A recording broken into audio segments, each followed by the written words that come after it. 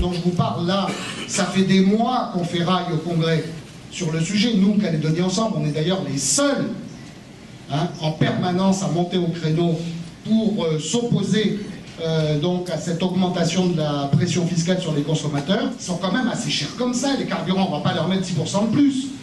Et puis toute une série de services qui aujourd'hui ne payent pas de taxes et qui demain payeront de la TGA. Je pense à des choses très importantes dans la vie quotidienne. C'est les frais de garderie d'enfants qui vont prendre 6% de TGA dans les gencives alors qu'aujourd'hui elles sont exemptes de taxes. C'est l'ensemble des transports terrestres, aériens et maritimes intérieurs dans le pays. C'est les frais d'enlèvement des ordures ménagères. Enfin, c'est toute une série comme ça de services que vous payez chaque mois qui jusqu'à présent étaient exonérés de taxes et qui là vont prendre une TGA à 6%. Ce qui est... Nous avons été les premiers à déposer en septembre 2011 au Congrès une proposition de loi de pays concernant le minimum vieillesse. Alors faites quelque chose de manière à ce que les personnes âgées aujourd'hui ne fassent pas ce parcours du combattant. Vous n'avez pas le droit, parce que seule l'obligation alimentaire, ça ne peut être que l'obligé qui fait la faire jouer, et certainement pas une institution. Et Pierre Frogier, je vais en terminer par là, me dit que tout ce que je dis est faux, que c'est pas vrai, que ces services travaillent bien, et il me met un petit mot là, à la fin, et il dit « Je regrette que tu te fourvoies dans des combats sans issue. » Merci beaucoup. Merci Sonia. Au secours.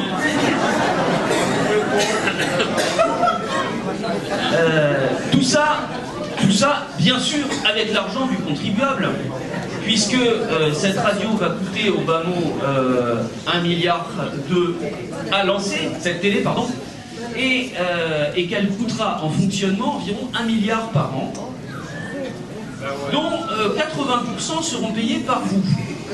C'est-à-dire que vous allez payer pour être désinformés. C'est extraordinaire. Je ne crois pas qu'il y ait de pays comme ça, par peut-être les anciens pays de l'Union soviétique, ou la Corée du Nord, où on pratique ce genre de sport. C'est-à-dire qu'on fait payer aux gens leur propre désinformation. Je ne fais pas de politique, hein. Je suis peut-être comme la plupart d'entre vous, je constate ce qui se passe, mais un jour ou l'autre, il faut arrêter d'être des moutons quand même. Il faut arrêter de nous faire diriger exactement.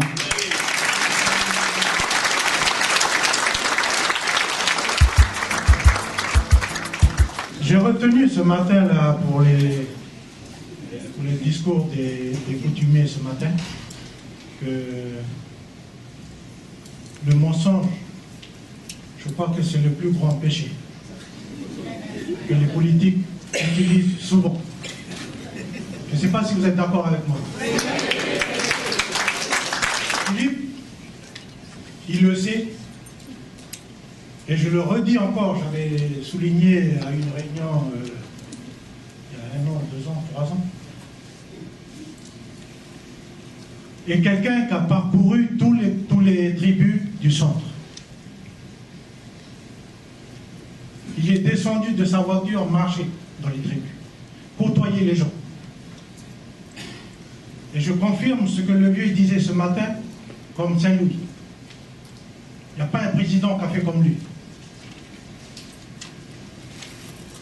Que ce soit Watom, Wipouin, Kwende, Saramea, Kouli, cet homme-là que vous voyez devant a marché dans nos terres, dans les terres.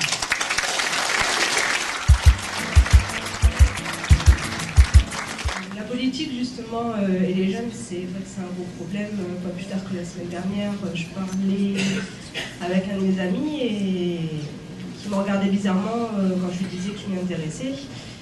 Et apparemment, quand je lui ai demandé pourquoi il s'investissait pas et tout, il m'a simplement répondu parce que ça m'intéresse pas. Notre pays, c'est la Nouvelle-Calédonie, pas ailleurs. Nous sommes des Calédoniens. Donc nos grands-parents, nos grands-pères, je dirais nos grands-pères, parce que nous, les Calédoniens de la brousse, nos grands-mères viennent de la tribu. Nous sommes des métis. Nous n'avons plus la couleur du mélanésien, mais dans nos veines. Qu'est-ce qui coule? ben, elles sont du pays. Nos racines, elles sont là, elles ne sont pas ailleurs. Et elles ne peuvent plus être ailleurs. Ce changement, il peut venir que de nous. Il doit venir des gens qui, sur le terrain, échangent, discutent, se comprennent, s'apprécient. Je vous remercie, bonjour à vous, de vous être déplacés. Je vais essayer de faire court, puisqu'apparemment on nous attribue 2 minutes. C'est pas évident. Je ne suis pas du même acabit que Philippe Gomez, parce que moi, lui, quand il commence à parler, il met 2 heures. Et je vais dire quelques mots en haïtien pour ceux qui sont là de ma communauté. Yorana, Tato, Valerida, et Imran. Et en Irati, il y a Tato, et Hare et Maïti, des législatives. Et à Tandroumoui, il y a Calédonie ensemble. Des hybrides Tinito Tato. Et Tato, Tanay, Borwan Tato, des Maoé, Inoumiané. Noria, à Tandroumoui, il y a Calédonie ensemble. Et il y a Hamano, il y a Tandrou Tanay, Borwan, Notato, des Maoé, Inoumiané. Malou. Merci beaucoup. Comme le dit Philippe, je vais vous rappeler la consigne de Calédonie Ensemble donc pour l'élection présidentielle. C'est la liberté de vote. Vous votez pour qui vous voulez. Et 3 raisons pour expliquer cette consigne de la part de Calédonie Ensemble à ses électeurs. La première, c'est que Calédonie Ensemble est d'abord un parti calédonien. Nous ne souhaitons pas être soumis ou dépendre d'un parti national. Rappelez-vous avec l'histoire du drapeau qui a été fait derrière le dos des Calédoniens.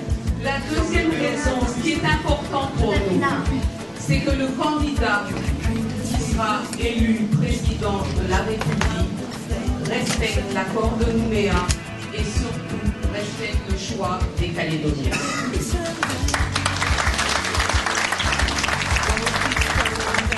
Et la dernière raison, c'est qu'au sein de Calédonie Ensemble, c'est que nos adhérents, nos sympathisants et même les élus, nous n'avons pas la même sensibilité nationale. Et ce qui est important pour nous, c'est que l'on porte ensemble le même projet pour le pays. Voilà. Donc c'est une stratégie vachement simple, la stratégie de l'enfumage. C'est un enfumage d'électeurs. L'enfumage d'électeurs, c'est d'abord, on promet avant l'élection le contraire de ce qu'on a l'intention de faire. Donc là, vous avez un exemple formidable. Vous l'avez vécu en 2009. Hein. En 2009, c'était on va purger l'indépendance dès 2014 afin qu'après on n'en parle plus. Vous vous souvenez? Voilà. Et puis après les élections, pour purger l'indépendance, ils disent que le drapeau du FLNKS, ils font la coalition avec les indépendantistes, ils mettent Wellington président du Congo. L'enfumage de 2012, il a commencé. Vous n'avez pas bien compris ce qu'ils veulent faire. Vous n'avez pas été attentifs. Donc, leur thème de campagne, c'est le thème de campagne sur leurs affiches, c'est « Bâtissons un futur partagé dans la France ». Voilà ce qu'il a dit le 13 octobre 2011. Hein. Pour nos partenaires indépendantistes, il y a cette volonté d'accéder à une indépendance ou à quelque chose qui puisse s'appeler indépendance, sur laquelle on peut accepter de prendre un certain nombre de responsabilités. Ça veut dire quoi, ça? Ça veut dire un futur partagé dans la France? Hein? Bon, d'accord. Donc bien sûr qu'ils ont fait tout ça pour que l'indépendance soit à la sortie avec l'association pour éviter d'effrayer le chaland. Donc la technique de l'enfumage est en cours. Avant les élections législatives, le futur partagé dans la France, après la pointe gauche. Tous les Calédoniens qui ne sont pas d'accord avec ce qui se passe depuis 3 ans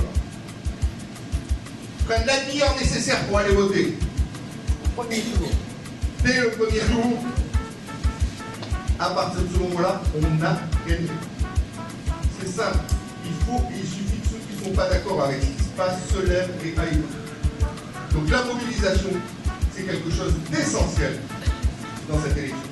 Il faut que les gens comprennent que ce n'est pas simplement 2 députés qu'on envoie à l'Assemblée nationale sans importance, parce que de toute façon, 98% des lois votées ne concernent pas la Nouvelle-Calédonie. Mais que c'est l'ascension d'une politique qui est en jeu et c'est pour ça.